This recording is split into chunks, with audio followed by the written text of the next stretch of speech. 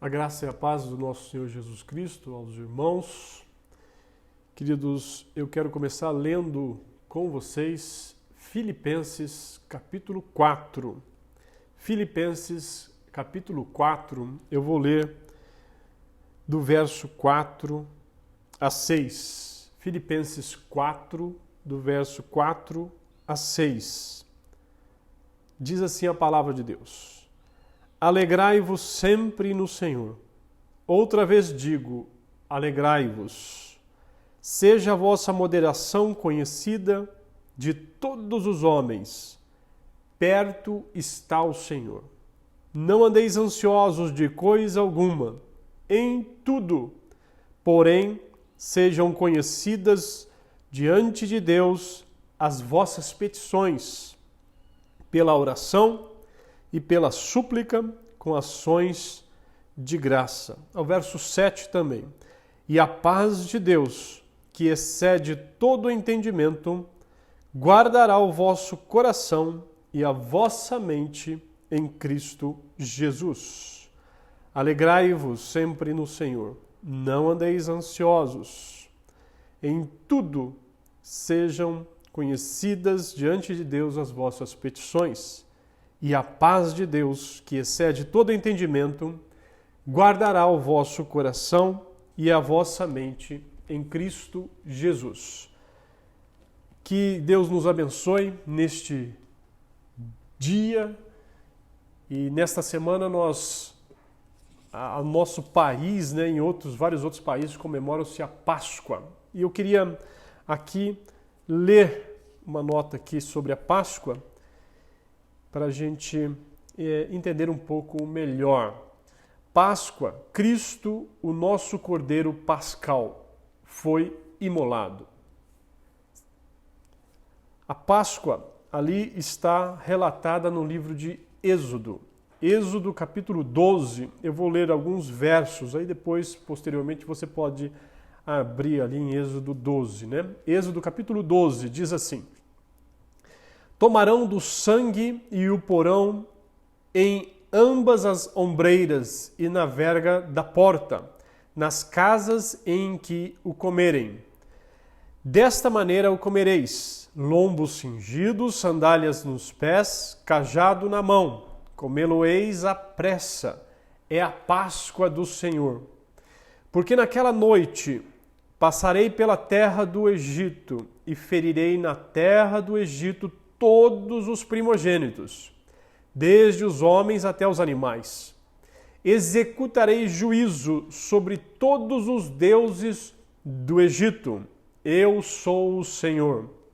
Chamou, pois, Moisés todos os anciãos de Israel e lhes disse: Escolhei e tomai cordeiros segundo as vossas famílias e imolai a Páscoa.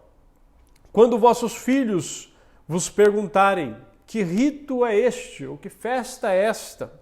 Respondereis: é o sacrifício da Páscoa ao Senhor, que passou por cima das casas dos filhos de Israel no Egito, quando feriu os egípcios e livrou as nossas casas. Então o povo se inclinou e adorou. A Páscoa do Senhor. Comemora-se, então, nesta época do ano, aqui, a festa que só perde em popularidade para o Natal, a Páscoa. A Páscoa, ela é uma festa judaica, como vimos aqui em Êxodo capítulo 12. O seu nome Páscoa vem da palavra hebraica Pessah, que significa passar por cima, uma referência à 10ª praga narrada ali no livro do Êxodo, quando o anjo da morte passou por cima das casas dos judeus no Egito e não entrou em nenhuma delas para matar os primogênitos dos judeus. Por que passou por cima da casa dos judeus? A razão é porque os israelitas haviam sacrificado um cordeiro por ordem de Deus que passou a Moisés, e Moisés passou ao povo judeu para sacrificar um cordeiro e passar o sangue do cordeiro ali nos umbrais das portas deles. E aspergido o sangue ali nos umbrais das portas, então o anjo não passaria, o anjo da morte não passaria para matar os primogênitos dos judeus. Naquela mesma noite, os judeus saíram livres do Egito, após mais de 400 anos de escravidão. Moisés, então, instituiu a festa da Páscoa como memorial deste evento, deste fato, ali quando Deus traz juízo sobre o Egito e traz libertação para o povo judeu. Nesta festa, que tornou-se a mais importante festa anual dos judeus, sacrificava-se um cordeiro que era comido com ervas amargas e pães sem fermento. Jesus Cristo foi traído, preso e morto durante a celebração de uma Páscoa em Jerusalém. Sua ressurreição ocorreu no domingo de manhã, bem cedo, após o sábado pascal. Jesus Cristo, como todos os demais judeus, comia o cordeiro pascal com os seus discípulos ali em Jerusalém. E Jesus determinou que os discípulos passassem a comer não mais a Páscoa, mas a comer o pão e a tomar o cálice do vinho em memória dele. Estes elementos, o pão e o cálice do vinho, simbolizam o seu corpo e o seu sangue que seriam dados pelos pecados de muitos, um pré-anúncio à sua morte na cruz. Então, naquela última Páscoa que Jesus passou com seus discípulos, ele passou a ensiná-los: esse é o meu corpo e este é o meu sangue, dado para a remissão de pecados de muitos. Portanto, cristãos não celebram a Páscoa judaica, que é uma festa judaica. Para nós, esta festa judaica simboliza o sacrifício de Jesus, o Cordeiro de Deus, cujo sangue impede que o anjo da morte nos destrua eternamente. Os cristãos comem pão e bebem o cálice do vinho em memória de Cristo. E isto não somente nesta época do ano, mas durante todo o ano. A Páscoa também não é dia santo para nós. Para os cristãos, há apenas um dia que poderia ser chamado de santo, o domingo, pois foi num domingo que Jesus ressuscitou dentre os mortos. O foco dos acontecimentos com Jesus durante a Páscoa em Jerusalém é a sua ressurreição no domingo. Se ele não tivesse ressuscitado, a sua morte teria sido em vão. Hoje, a Páscoa de coelhos e ovos de chocolate, pela crendice e superstições populares, nada tem a ver com o significado da Páscoa judaica e nem com a ceia do Senhor celebrada pelos cristãos. Em 1 Coríntios, capítulo 5, verso 7, o apóstolo Paulo diz: lançai fora o velho fermento, para que sejais nova massa, como sois, de fato, sem fermento. Pois também Cristo, nosso Cordeiro Pascal, foi imolado. Vou ler aqui em outra tradução. Joguem fora o velho fermento do pecado para ficarem completamente puros. Aí vocês serão como massa nova e sem fermento, como vocês de fato já são. Porque a nossa festa da Páscoa está pronta, agora que Cristo, o nosso Cordeiro da Páscoa, já foi oferecido em sacrifício. 1 Coríntios capítulo 5, verso 7. Jesus Cristo é o que verteu o seu sangue naquela cruz e ressuscitou no terceiro dia e nos chama para crermos nele, para perdão de nossos pecados e termos a vida eterna. Todo o que crê é livre da morte eterna, da condenação eterna e tem a vida eterna. Todo aquele que nele crê, em Jesus Cristo, que crê que Jesus sacrificou o seu corpo e derramou o seu sangue naquela cruz em substituição a nós pecadores. E ressuscitou no terceiro dia, provando que Deus aceitou o sacrifício de Jesus no seu e no meu lugar. Todo aquele que crê nisso tem a vida eterna e não mais a condenação eterna. Que Deus abençoe a sua vida e que você entenda a ressurreição do Senhor Jesus Cristo, fato importante. Sem ela, a nossa fé é vã. Deus abençoe você. Queridos, eu quero agora também passar para alguns avisos à nossa igreja, Betel. Nós, primeiramente, queremos agradecer os irmãos que no sábado passado trouxeram roupas e alimentos e também outros irmãos e irmãs doaram em dinheiro para que pudéssemos comprar alimentos, cesta básica para algumas famílias. Quero dizer e agradecer que nós suprimos as necessidades de muitas famílias e ainda temos alimentos para outras famílias. Quando nós necessitarmos novamente, eu comunico os irmãos. E também quero dizer aos irmãos que fazem aniversário neste período de quarentena, né, ou especificamente nesta semana, que às vezes você vai ter que comemorar o seu aniversário sozinho, né, ou por meio de uma videoconferência, ou com seus familiares, mas saiba que perto está o Senhor. E que Deus abençoe nesse dia especial da sua vida, que você esteja agradecendo a Deus por mais um ano de vida e colocando o dia de amanhã para que Ele governe a tua vida e que você ande nos propósitos de Deus. Deus o abençoe. E também, nós da Igreja Betel, aqui de São José dos Campos, nós criamos e criamos outros grupos do WhatsApp. Primeiro nós temos o grupo ali, Betel Comunica. As informações importantes da nossa igreja estão ali.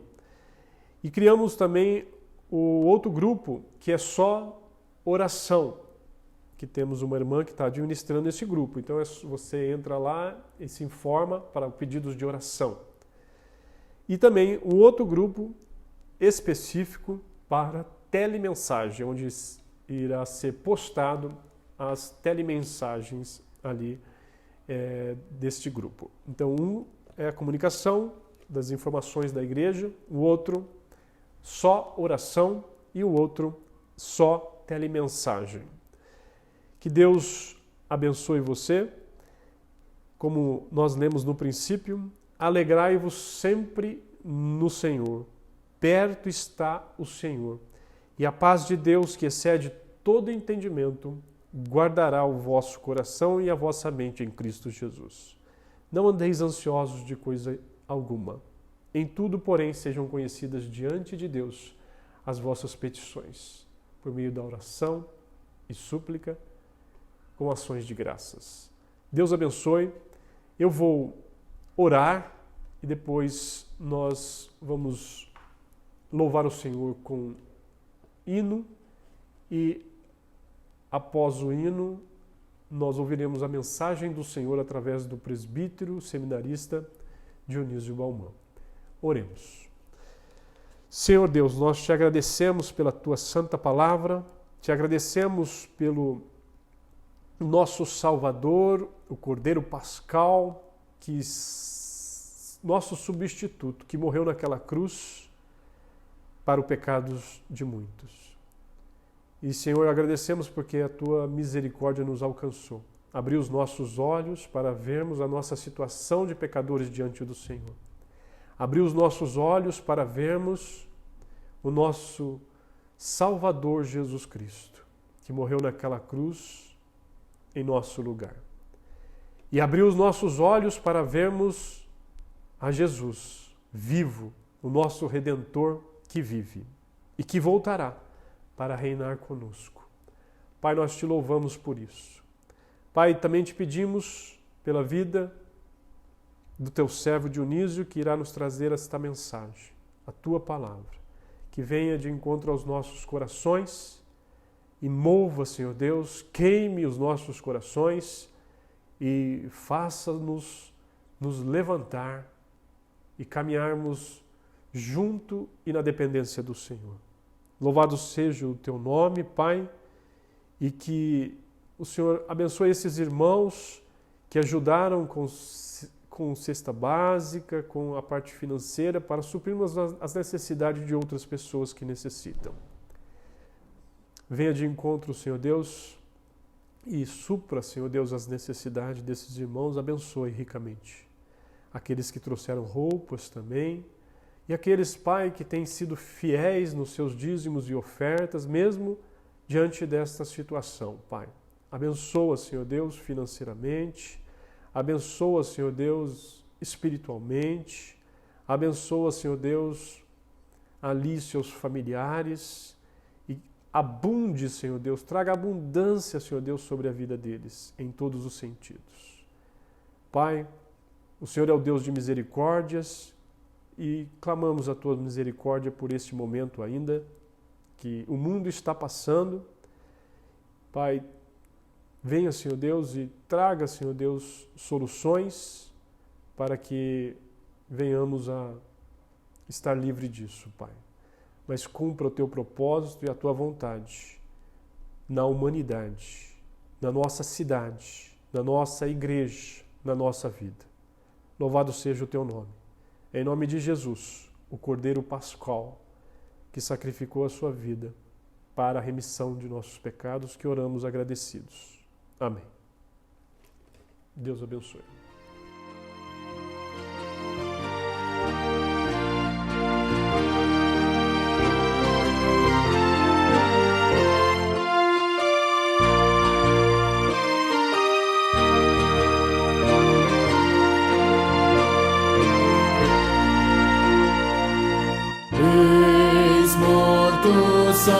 Salvador da sepultura,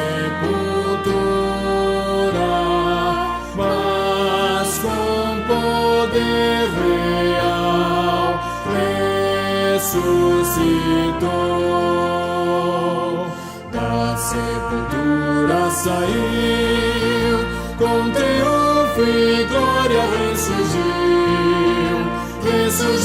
vencendo a morte e seu poder. Pode agora todos vida conceder. Ressurgiu, aleluia, ressurgiu.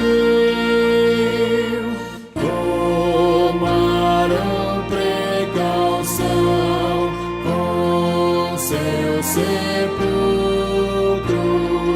Foi tudo em vão, porém, para o reter. Da sepultura saiu, com triunfo e glória ressurgiu, vencendo a morte e seu poder. Pode agora todos vida conceder. Ressurgiu, aleluia, ressurgiu.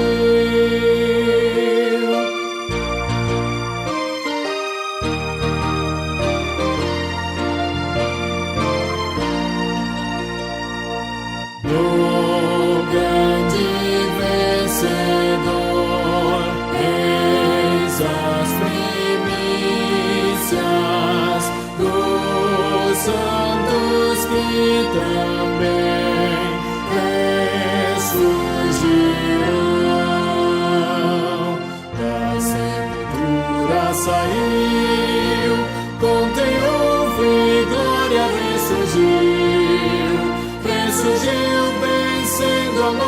seu poder, pode agora a todos vida conceder.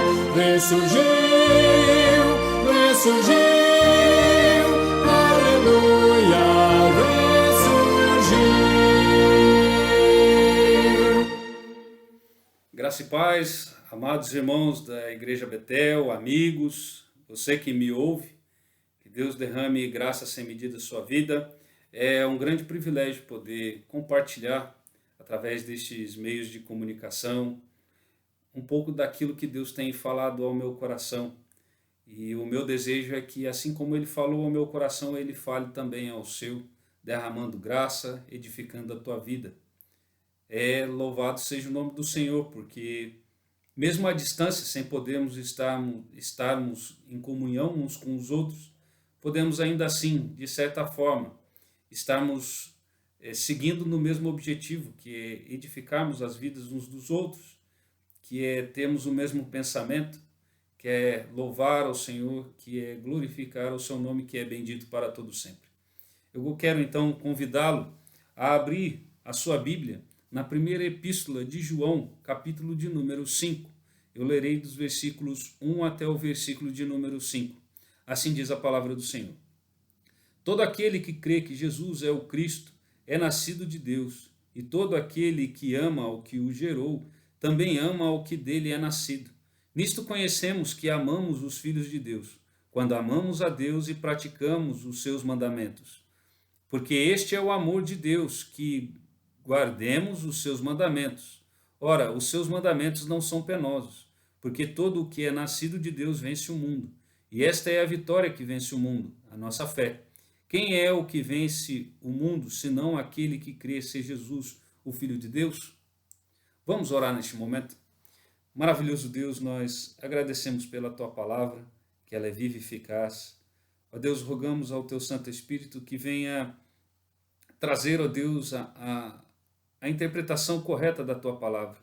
Enche-nos, ó Deus, e que venhamos a crescer, ó Pai, mais e mais em Ti. Santifica as nossas vidas. É o que nós oramos em nome de Cristo Jesus. Amém.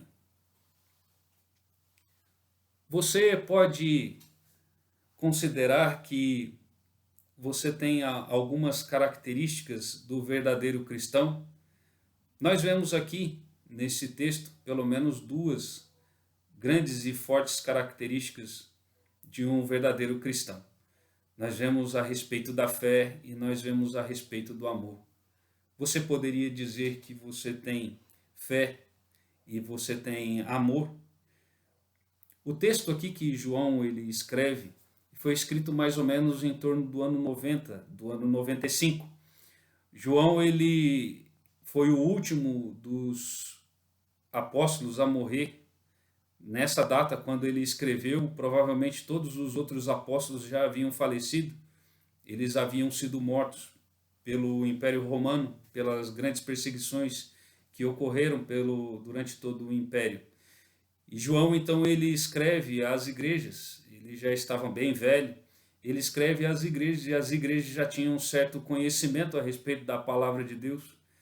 E um dos focos principais quando João ele escreve é justamente apresentar Cristo como aquele que nasceu, aquele que veio ao mundo como um filho de Deus, que de fato e de verdade era 100% homem, e ele esteve no meio, e por várias vezes ele fala no texto de 1 João, que ele de fato viu Cristo, ele esteve com Cristo, ele foi testemunha de Cristo.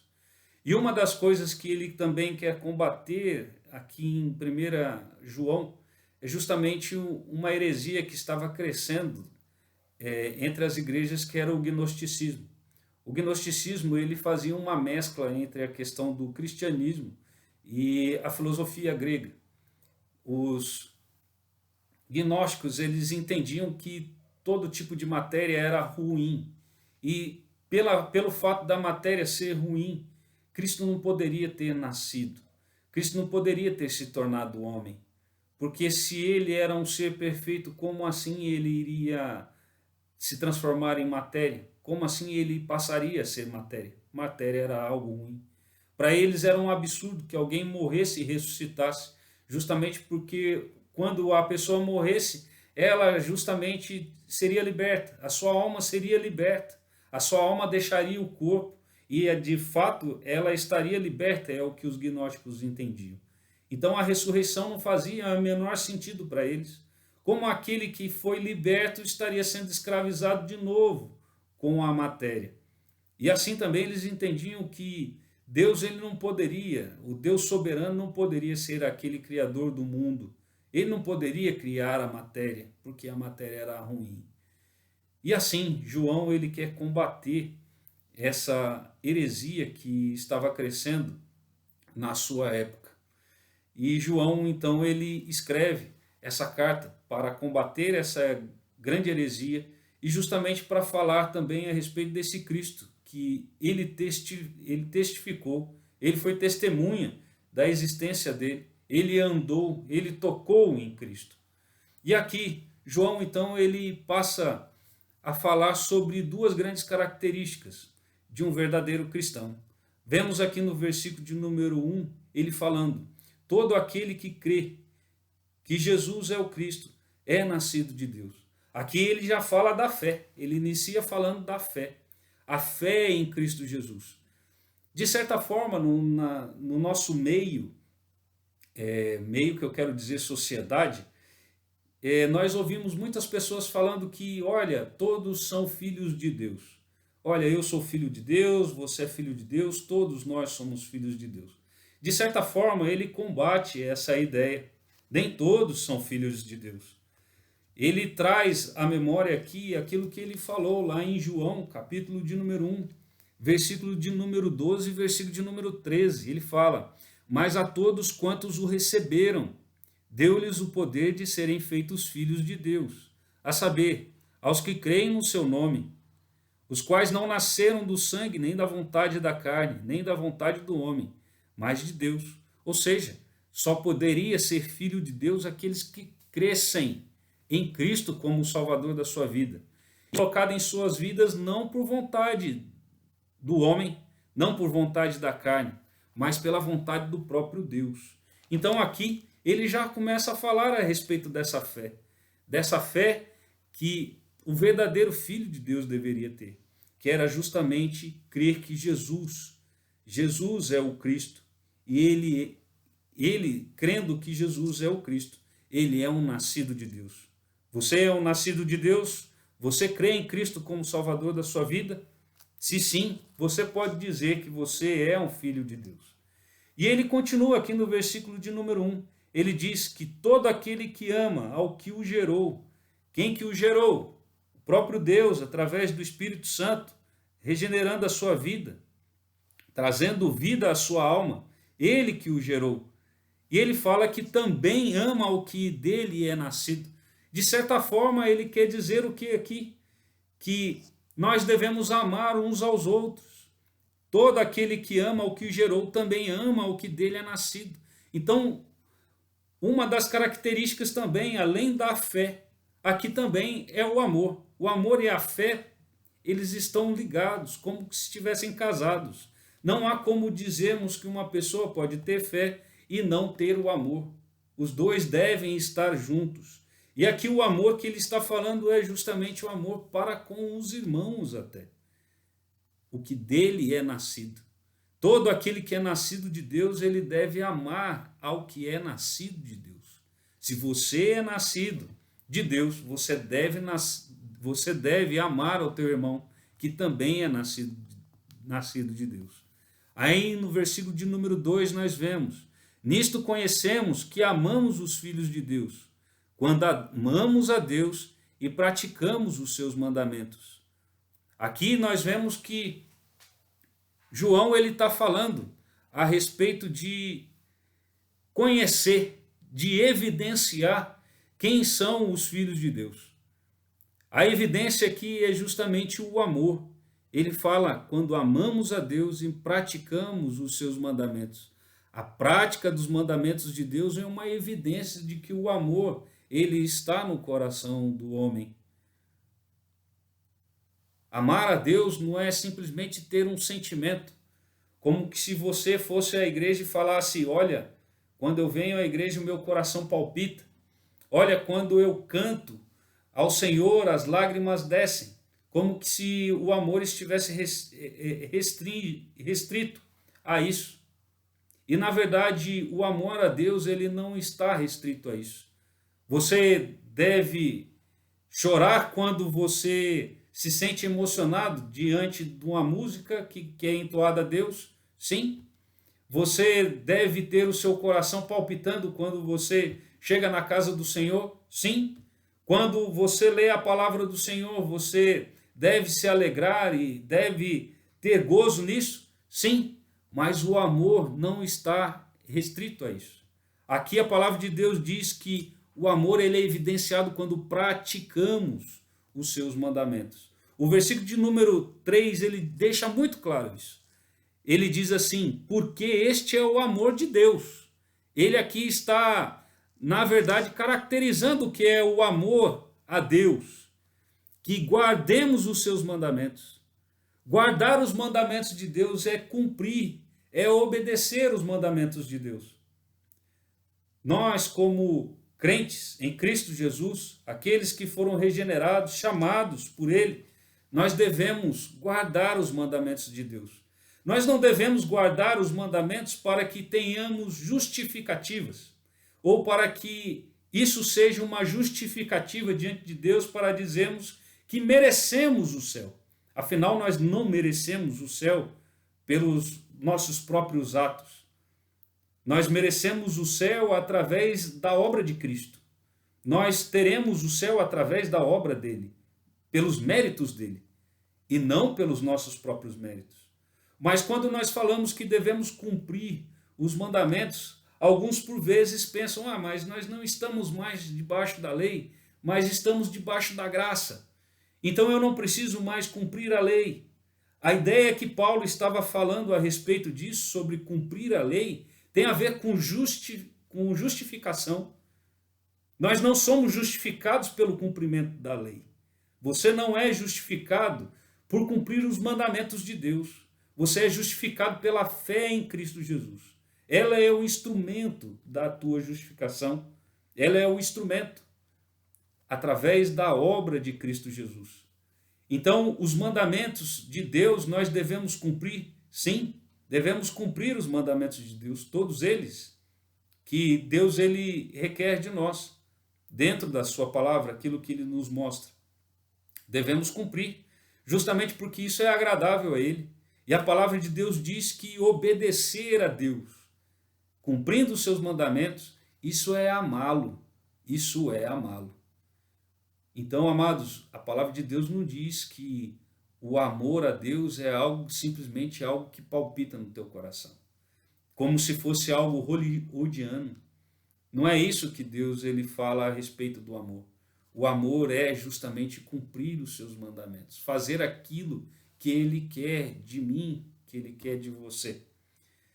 E aqui ele ainda diz no versículo de número 3, ora, os seus mandamentos não são penosos. Os mandamentos de Deus, para o verdadeiro cristão, ele não é um peso. Ele é uma alegria. Ele é uma alegria. Porque você entende que, através do cumprimento dos mandamentos de Deus, você está levando alegria ao seu Deus. Então, cumprir os mandamentos de Deus não pode ser algo pesado, algo penoso para você, para mim. Amar a Deus, guardar os seus mandamentos tem que ser um deleite para mim. Tem que ser um deleite para você. E, amados, se nós estamos tendo dificuldades em termos deleite em cumprir os mandamentos de Deus, alguma coisa está errada em nós. Alguma coisa está errada. Você tem se deleitado na palavra de Deus? Você tem se deleitado em obedecer aquilo que Deus ele requer de você?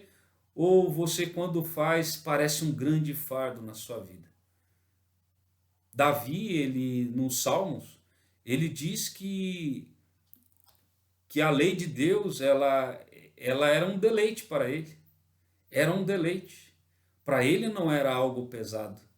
Aí muitos pensam lá a respeito de Paulo, falando que é a respeito do peso, por causa do pecado, Mas a ideia de Paulo ali não é falar que a lei ela é pesada no sentido de que nós não devemos cumpri-la. Não devemos cumpri-la no sentido de sermos justificados. Mas nós devemos cumpri-la porque Deus ele se alegra quando nós cumprimos a sua lei. E o objetivo da lei é justamente fazermos aquilo que é agradável a Deus. Nós não devemos simplesmente cumprir a lei pensando que somos justificados através disso. Não somos. Nós somos justificados somente através de Cristo. Mas a lei, o cumprimento dela, a obediência a ela, mostra o quanto nós amamos a Deus.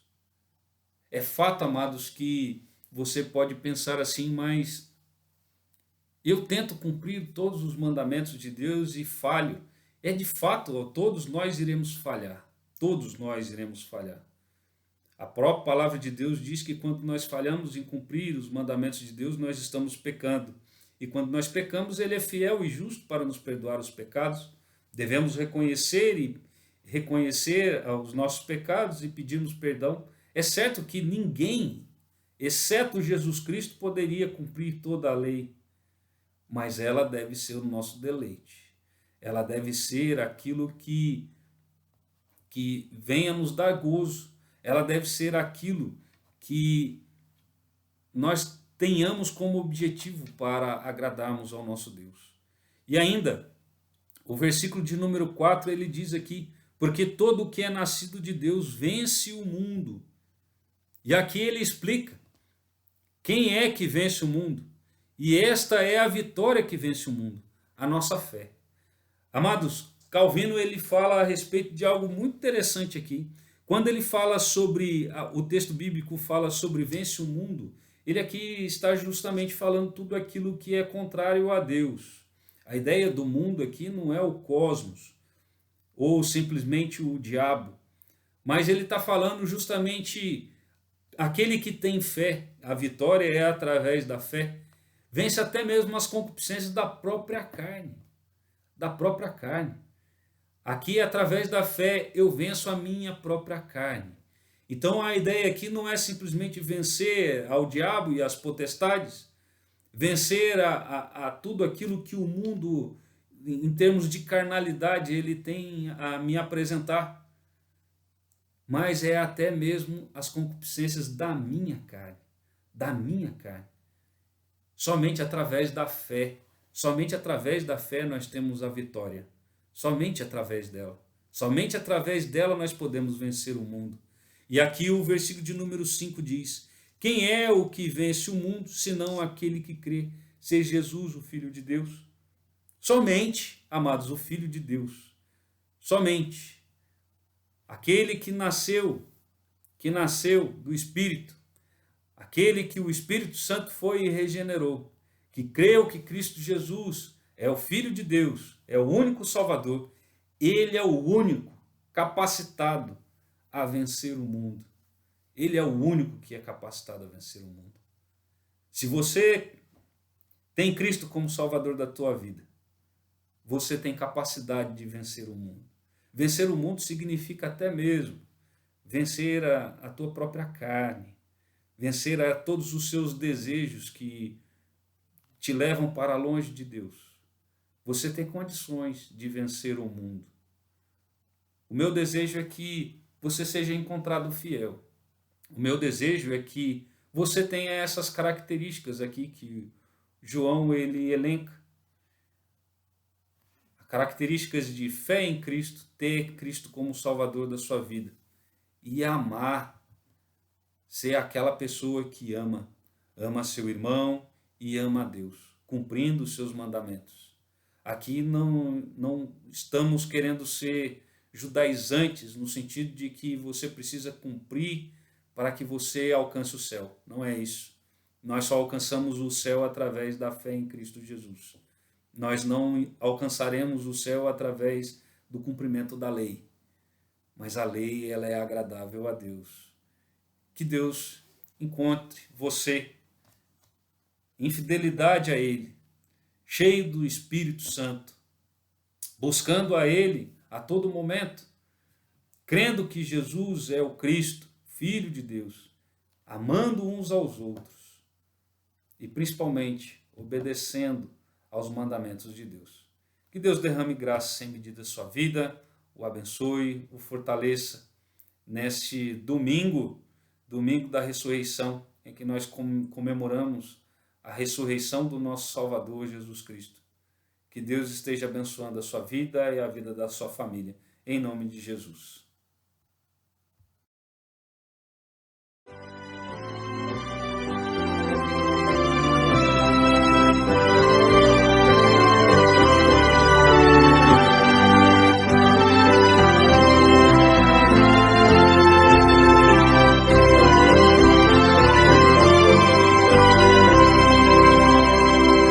Cristo já ressuscitou, aleluia, sobre a morte triunfou, aleluia, tudo consumado está, aleluia, salvação de graça dá, aleluia.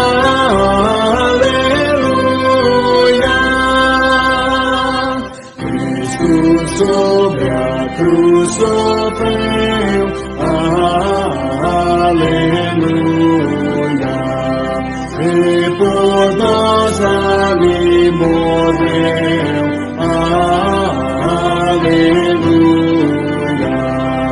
Mas agora vivo está, aleluia,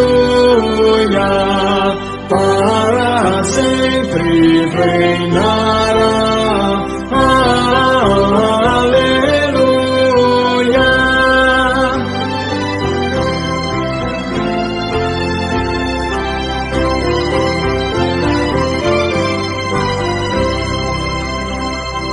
Gratos hinos hoje erguei, aleluia, a Jesus o grande Rei, aleluia, ressurgiu e vencedor, aleluia, toda a glória ao Redentor.